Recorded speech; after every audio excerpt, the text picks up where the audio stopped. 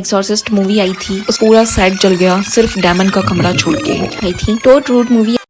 इस सीन में ये एक्ट्रेस कोई एक्टिंग नहीं कर रही, बल्कि इसको रियल में बुरी आत्माओं ने पोसेस कर रखा है।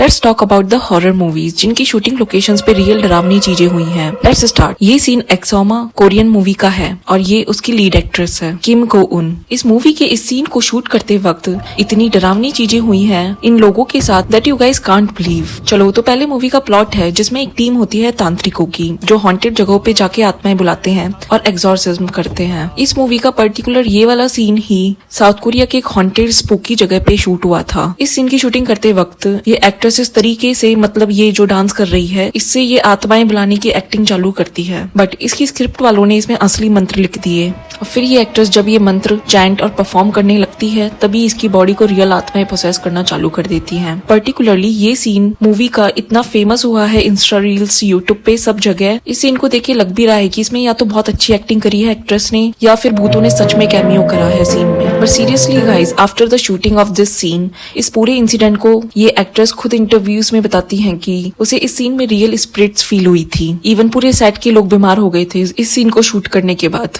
एंड आफ्टर दैट इस सीन को शूट करने के लिए सेट पे रियल तांत्रिक और शामीन बुलाए थे ताकि दोबारा कोई आत्मा ना आ जाए। उधर कोरिया में तांत्रिकों को शामीन बोलते हैं। उधर ऐसे रिचुअल आत्माएं बुलाने के लिए 1000 सालों से करते हैं और गाइज रियल में ये काम भी करता है। उधर साउथ कोरिया बहुत डेवलप्ड कंट्री है बट फिर भी उधर ये शामीन और शामिनिज्म कल्चर को लोग बहुत मानते हैं। बड़े बड़े के pop idols, politicians, actors in लोगों के पास अपना फ्यूचर पता करने जाते हैं। इस शामिनिज्म को उधर यूनिवर्सिटीज में भी पढ़ाया जाता है। वेल ऐसे और भी हॉरर मूवीज हैं जिसमें सेम ऐसे ही रियल स्पिरिट्स और आत्माएं आई हैं सेट पे। 1996 में क्राफ्ट मूवी आई थी जिसमें बिल्कुल रियल विच क्राफ्ट दिखाया था, लेकिन उस विच क्राफ्ट का रिचुअल इतना रियल था कि उसे करने के लिए वहाँ के कास्ट वालों ने रियल तांत्रिक कोई गलती ना हो जाए और सेट पे कोई बुरी आत्मा ना आ जाए किसी में। सबसे बुरा तो 1973 में एक्सॉर्सिस्ट मूवी आई थी, उसमें हुआ। उस मूवी का पूरा सेट जल गया सिर्फ डेमन का कमरा छोड़ के।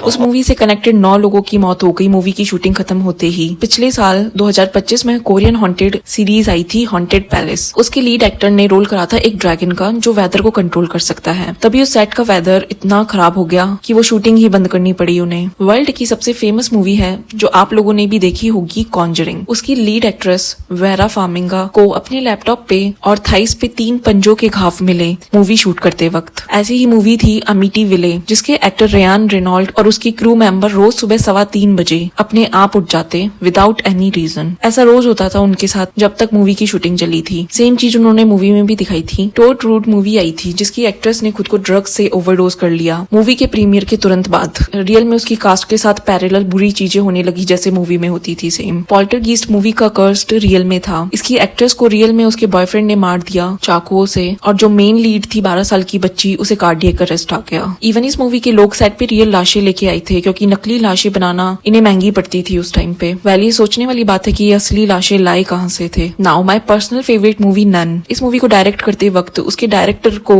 2 मिस्टीरियस फिगर दिखते थे। ऐसी और भी मूवीज हैं एनाबेल, ओमेन, उनके सेट पे भी काफी कुछ बुरा हुआ था जिससे उन मूवीज की क्रू और कास्ट दोबारा ऐसे सेट्स और मूवीज पे काम नहीं करती। So guys I am big fan of horror movies. ये सारी मूवीज और इसके अलावा काफी अच्छी अच्छी हॉरर मूवीज देखी है मैंने, but personally I don't believe in ghost, भूत, बुरी आत्माएं कि ये सच में एग्जिस्ट होती हैं पृथ्वी पे। बट गाइस एक मूवी है exorcist of Emily rose.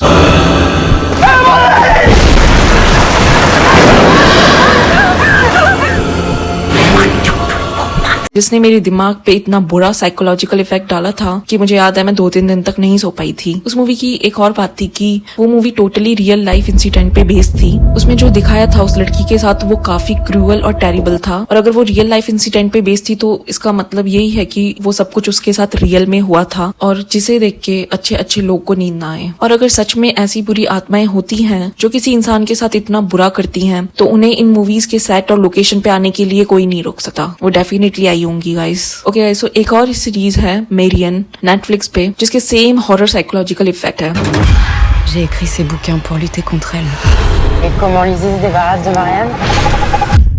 Je sais pas. Effect है। बहुत शानदार सीरीज है, मैं पर्सनली रिकमेंड करती हूँ आप लोगों को। अगर आपने हॉन्टिंग ऑफ हिल हाउस देखी होगी, ये series same haunting of hill house जैसी है। You guys must watch it. Well, अगर अपन रियल भूतों में विश्वास ना करें तो may be in movies side पे जो हुआ है वो उनका साइकोलॉजिकल इफेक्ट है, क्योंकि ऑब्वियसली हॉरर मूवीज से तो नेगेटिव एनर्जी ही रिलीज होती है और वो लोग कंटिन्यू महीनों तक एक ही चीज की शूटिंग करते रहते हैं हॉरर मूवीज की, जिसमें ऑब्वियसली सारे नेगेटिव सीन्स और नेगेटिव ही चीजें रहती हैं। तो कंटिन्यू वो दिमाग पे साइकोलॉजिकल इफेक्ट डालना चालू कर देती हैं, जिस वजह से जो उनके सेट पे चीजें हो रही थी वो मे बी उनका साइकोलॉजिकल इफेक्ट ही हो सकता है, according to me. So guys, at the end आप लोगों ने भी कभी ऐसा हॉरर मूवी का साइकोलॉजिकल इफेक्ट या रियल में कभी भूत एक्सपीरियंस करे हैं तो कमेंट सेक्शन में जरूर बताना। And guys, if you like this video then give a like and do subscribe and share my channel. Thank you.